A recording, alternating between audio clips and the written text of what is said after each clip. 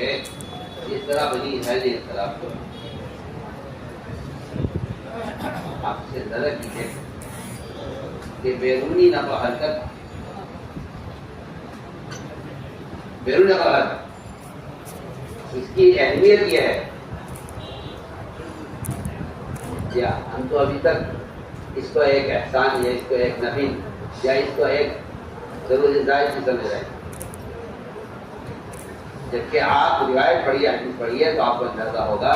کہ حضور اکرم صلی اللہ علیہ وسلم نے بنی اسرائیل کے اپنے انبیاء سے اختلاف کرنے کو جو بیان کیا ہے وہ نماز نہ پڑھنے، روزہ نہ رکھنے، حج نہ کرنے، زکوٰۃ نہ دینے پر نہیں، بلکہ اختلاف اس پر بیان کیا ہے کہ ان کی جب بیتوں کی تشکیلیں ہونے لگی تو انہوں نے باہر کے ملکوں میں جانے سے انکار کیا، اس سے اختلاف کیا۔ آپ نے صحابہ سے عہد لیا کہ میں تمہیں ملکوں میں بھیجنا چاہتا ہوں، تم مجھ سے اختلاف نہیں کرو گے بنی اسرائیل۔ اس سے اندازہ ہوتا ہے کہ آپ صلی اللہ علیہ وسلم کی بعثت کا جو میدان ہے سارا عالم، وہ آپ صلی اللہ علیہ وسلم کی کہ صحابہ کی جماعتوں کی نقل و حرکت کا میدان ہے۔ آپ نے اس طرف صحابہ سے عہد لیا اور یہ فرمایا حدیث میں کہ جماعت تیار ہو گئی، جماعت تیار ہو گئی ہے ملک کے لیے، انہوں نے نکلنے سے عذر کیا، حدیث ہے، اور یہ کہا کہ ہم تو وہاں کی زبان جانتے نہیں ہیں جہاں ہمیں بھیج رہے ہیں، انہوں نے نہ جانے کا عذر زبان کا پیش کیا۔ روایت میں ہے کہ رات کو سوئے اور عیسیٰ علیہ السلام نے اس جماعت کا رخ جس ملک کا طے کیا تھا، انہوں نے اس ملک میں جانے سے جو عذر کیا زبان کا، اللہ نے ان کو وہاں کی زبان رات کو سوتے سوتے اتنی سکھلا دی کہ جب صبح سو کر اٹھے تو ہر شخص اس ملک کی زبان بول رہا تھا جس ملک کا اس کا رخ بنایا گیا۔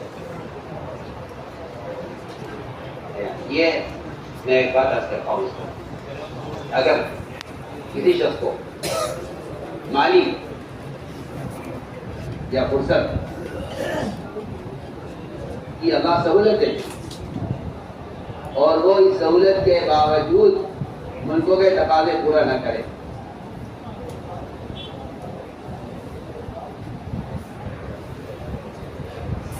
اللہ کسی کو فرصت اور وسعت دے دے اور وہ اس پر ملکوں کے تقاضے پورے نہ کرے تو اللہ تعالیٰ کی طرف سے دھمکی ہے قرآن میں کہ اگر ہم تمہیں ہٹائیں گے ہم دوسروں کو لائیں گے۔ کیونکہ اس کتاب کا لفظ ہے وہ فرائض سے انکار نہیں ہے اور وہ انسانی عبادات سے رخ پھیرنا نہیں ہے، وہ دعوت اللہ کے اس فریضے سے رخ پھیرنا ہے جس پر قرآن نے دو جگہ یہ دھمکی دی کہ اگر تم نہیں کرو گے ہم دوسروں کو لائیں گے، تمہیں ہٹائیں گے، دوسرے کا کام کرو۔ ہم نے عرض کیا کہ فرصت بھی ہے، وسعت بھی ہے، لیکن ملکوں میں پھرنا اپنے مال کے اس کو سب سے پہلا مصرف اللہ تعالیٰ رحمت کرے انہیں ایسا والے نے ایسا عجیب و غریب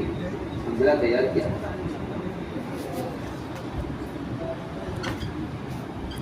جو بیرون کی نقل و حرکت کو، بیرون کی نقل و حرکت میں مال خرچ کرنے کو حج فرض کے بعد سب سے اونچا عمل سمجھتا ہے۔ ہمارے مفتی الدین صاحب رحمۃ اللہ علیہ کون ہے یہ صاحب یہ چاہتے تھے ایک عام سے عام آدمی کے اندر اس تقصیر کا احساس ہو کہ میرا ملکوں میں نہ جانا اس ملک کے دین کو نقصان پہنچانا،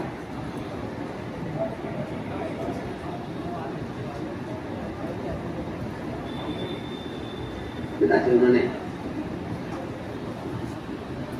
اس سے فرمانے لگے کہ جب میں نے اپنی ساری بیٹیوں کو حج کرا دیا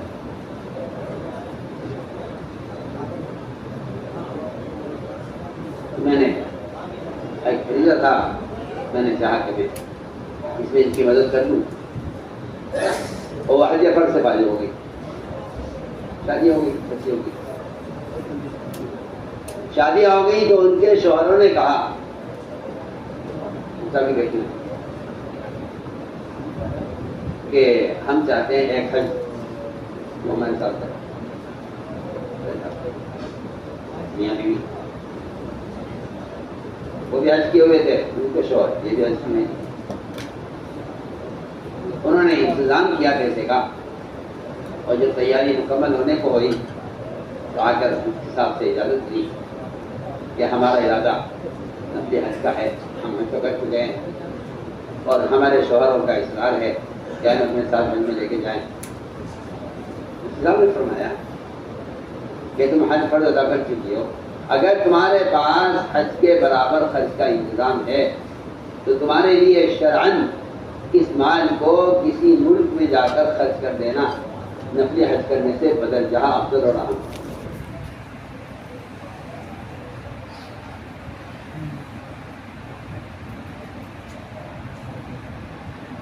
میں اجازت دوں گا آگے دستیاب کیا سب سے کہہ دیتا میرا میں نے یہ کیا ہے،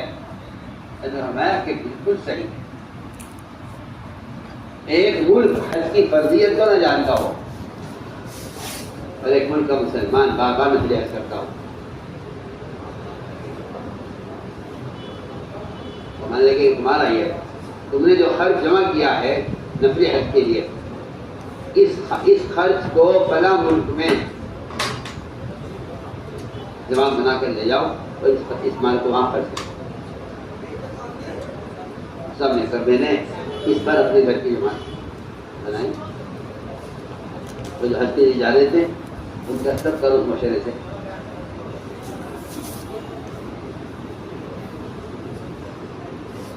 یہ واقعی میں سوچتا ہوں،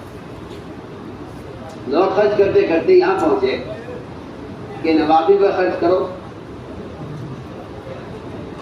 اور ضرورت مند اور حاجت مند لوگوں پر معاف کرو۔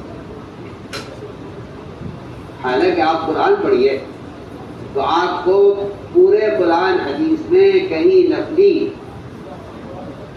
انفاق نہ کرنے پر ہلاکت کی دھمکی نہیں ملے،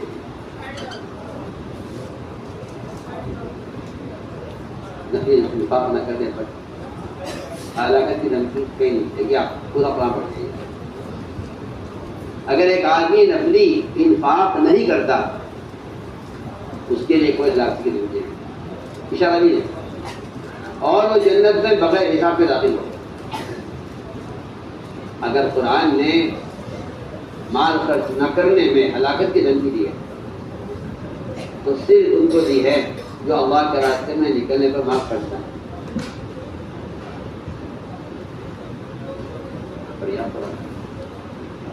وَأَنفِقُوا فِي سَبِيلِ اللَّهِ وَلَا تُلْقُوا بِأَيْدِيكُمْ إِلَى التَّهْلُكَةِ، اس انفاق کو مقید کیا گیا ہے حدود کے ساتھ، تو صحیح ثابت نہیں ہے کہ کوئی آدمی اگر بیواؤں پر، یتیموں پر، مسکینوں پر، پریشان حال لوگوں پر مال خرچ نہیں کرے گا تو وہ ہلاک ہو جائے گا، صحیح ثابت نہیں، اللہ کے ذکر دیتا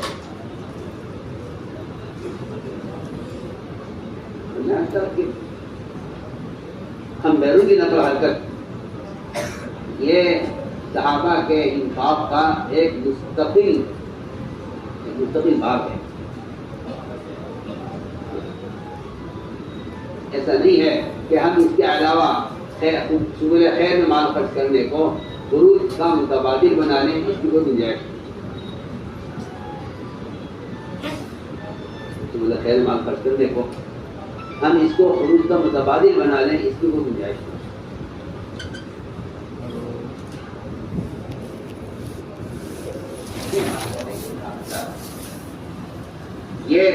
یہ مزاج عام ہونا چاہیے مسلمانوں میں